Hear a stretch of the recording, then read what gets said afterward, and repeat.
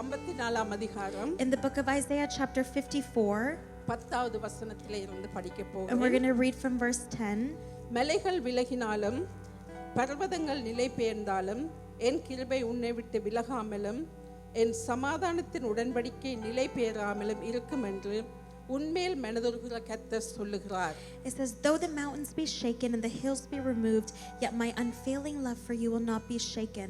எல்லாம் விலகி போகும், Everything will be shaken, ஆனால் அவருடைய கிருபை மாத்திரம் எங்களை விட்டு விலகாது என்று ஆண்டவர் but the சொல்லியிருக்கிறார். Lord says amen. his grace will never be removed from us.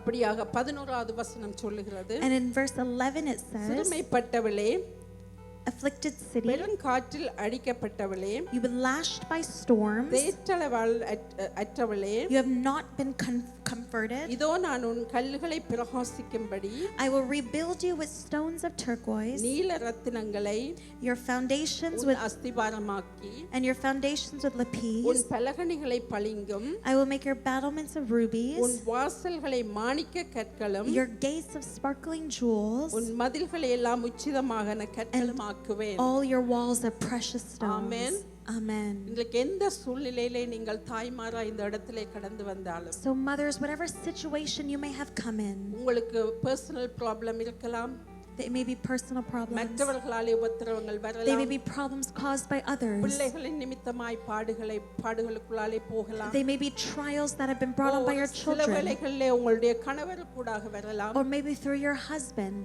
உங்களுடைய இன்லாஸ் கூடாக வரலாம். or maybe through your in-laws. எப்படிப்பட்ட புயல் போல காற்று வந்தாலும், But whatever types of affliction or storms you may face, எப்படிப்பட்ட பாடுகள் வந்தாலும், whatever types of trials you நம்மளோடு may face, இருக்கிறவர் யார்? அவர் உடன்படிக்கையின் தேவன். the God who is with us, he's a God of covenant. அந்த தேவன் And that என்ன God, சொல்லுகிறார்? what does he say?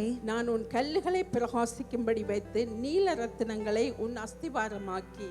He says, I will make your battlements of rubies, your gates of sparkling jewels, and your walls of precious அப்ப stones. இதெல்லாம் விலையேறப்பட்ட கற்கள். பூமியிலே சாதாரணமாக நாங்கள் பார்ப்போமா இருந்தால் இதிலே சொல்லப்பட்ட இந்த கற்கள் எல்லாம் விலையேறப்பட்ட கற்கள். அது சாதாரணமான ஆட்களால் வாங்க முடியாது. These are very special jewels that no ordinary people can afford, காரணம் அவ்வளவு விலையாக இருக்கிறது. because it's very expensive. ஆனால் தேவன் எங்களை என்ன சொல்றார்? நாங்கள் எப்படிப்பட்ட பாடுகள், எப்படிப்பட்ட உபத்திரவங்களுக்குள்ள இருந்தாலும் எங்கள் அஸ்திபாரம் கர்த்தராகிய இயேசு கிறிஸ்துவின் மேல் உள்ள அந்த அஸ்திபாரத்தை அவர் இன்னும் உறுதியாக்குவேன் என்று எங்களுக்கு வாக்கு பண்ணுகிறார். But what God says is that Jesus, he will be your stone, and he is enough for us. எங்கள் பலகணிகள் என்று சொல்லும்போது எங்களுடைய ஜன்னல்கள், எங்களுடைய வீட்டிலே ஜன்னல்கள், எங்களுடைய இருதயத்திலே எங்களுடைய இருதயம் நாங்கள் எதை பார்க்கிறோமோ அது எங்களை ஆண்டு கொள்ளுகிறது. And he looks through the window of our hearts, அதை கர்த்தர் காத்து கொள்ளுகிறார். and he's able to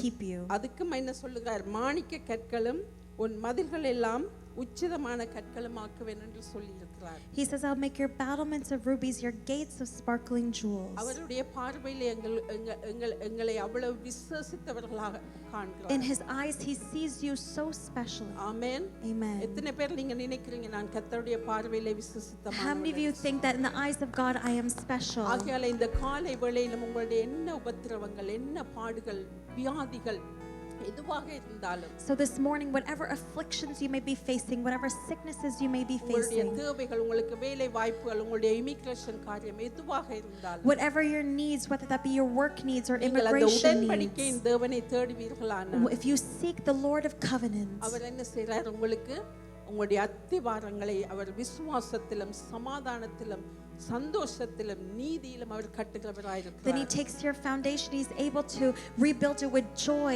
and with righteousness. அப்ப அதுக்கு நாங்கள் செய்ய வேண்டிய ஒரு காரியம் என்ன?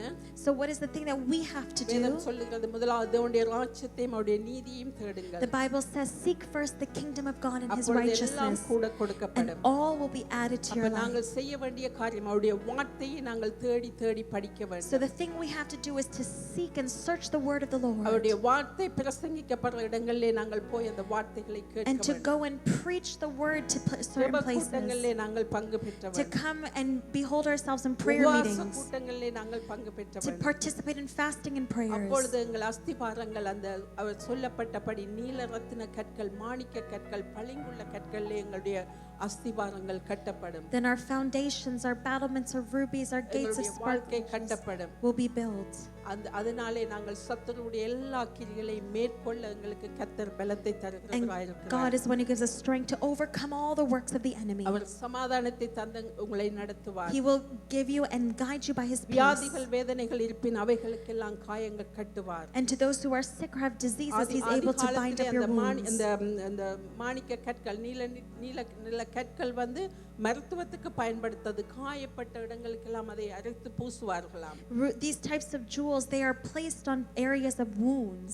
அப்ப அந்த காயம் கட்டுகிற அந்த தேவனுடைய கரம். And these are the hands of God that அவருடைய bind up our வார்த்தை. wounds through his word. தன்னுடைய வார்த்தையை அனுப்பி He குணப்படுத்துகிற sends his word to heal your diseases. உங்களுடைய ஒவ்வொரு சூழ்நிலையிலும் அவர் அவ்விதமாய் தன்னுடைய அந்த அஸ்திபாரத்தை உறுதியாய் கட்டவர். And in any situation you face, he is almighty to build your foundation. அப்பொழுது என்ன நடக்கிறது? And then what happens? உன் பிள்ளைகள் எல்லாரும் கர்த்தரால் It போதிக்கப்பட்டிருப்பார்கள். says all your children will be taught by the Lord, உன் பிள்ளைகளுடைய சமாதானம் பெரிதா இருக்கும். and great will be their peace. நீதியினால் ஸ்திரப்பட்டிருப்பாய். In righteousness you will be கொடுமைக்கு established. தூரமாவாய். Tyranny will be far from you. பயமில்லாதிருப்பாய். You will have nothing to fear. திகிலுக்கு தூரமாவாய். Terror will be far அது removed. உன்னை அணுகுவதில்லை. It will not come near you. Amen. Amen. இந்த பூமியில இருக்கும் நாள் மட்டும் உங்களுக்கு என்ன தேவை? இவைகள் தான் தேவை. For all the days that we have on this earth, what do we need? The word of God. பிள்ளைகள் வந்தால் அடுத்தது ஒரு தாய்க்கு என்ன நடக்கிறது? பிள்ளைகளுடைய வாழ்வை குறித்த கரிசனை. And the next thing that a mother cares about is what is going on in her child's அப்ப life. நாங்கள் தாய்மாராய் இருக்கிற நாங்கள் So us as mothers, இன்றைக்கு நாங்கள் இதை அந்த உடன்படிக்கை பண்ணின தேவனுடைய வார்த்தைகளை உறுதியாய் பற்றி பிடிப்போமாக today if we hold fast to the words of our God of covenant, அதிலே நாங்கள் நடப்போமா and இருந்தால் if we walk in அதை accordance, அறிக்கை பண்ணி சத்துருடைய கிரியைகளை மேற்கொள்வோமா and இருந்தால் we declare it against all the work of the எங்களை enemies, எங்கள் குடும்பங்களை தேவன் என்ன செய்வார்?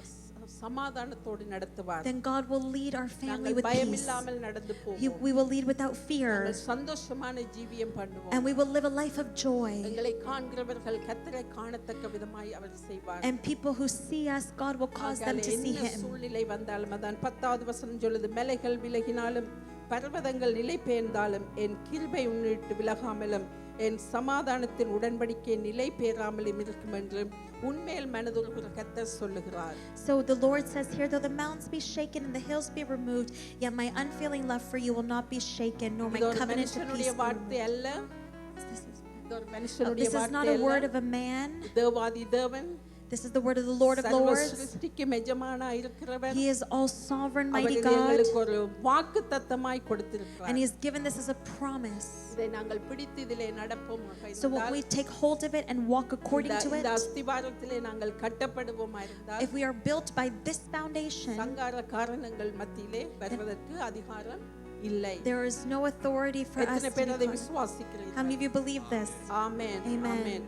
ஆகவே இன்றைக்கு என்ன சூழ்நிலையிலே நீங்கள் வந்திருந்தாலும், So today, whatever situation you may have come with, இதை பார்த்து கொண்டிருக்கிற ஆன்லைன்ல பார்த்து கொண்டிருக்கிற நீங்கள் என்ன சூழ்நிலையிலே நீங்கள் to இருந்தாலும், those watching online, whatever situation you are இன்றைக்கு in, நீங்கள் உங்களை தேவ சமூகத்திலே அர்ப்பணிப்பீர்களா? today, if you just surrender yourself into the our presence of God, வாக்குத்தத்தம் பண்ணினவர் மாறாதவர் என்று வேதம் the சொல்லப்படுகிறது. Bible says He's a promise keeper who will never our change. வாயினாலே உரைத்ததை கரத்தினாலே செய்கிற தேவன் என்று He's a சொல்லப்படுகிறது. God who speaks with His mouth and He does with His ஆகையாலே உங்கள் hands. வாழ்வை கர்த்தர் அவ்விதமாய் ஆசீர்வதிப்பார். So God will bless you to that எல்லாருக்கும் extent. Happy mother's day. So to everyone, a happy Mother's God Day. bless you. God bless.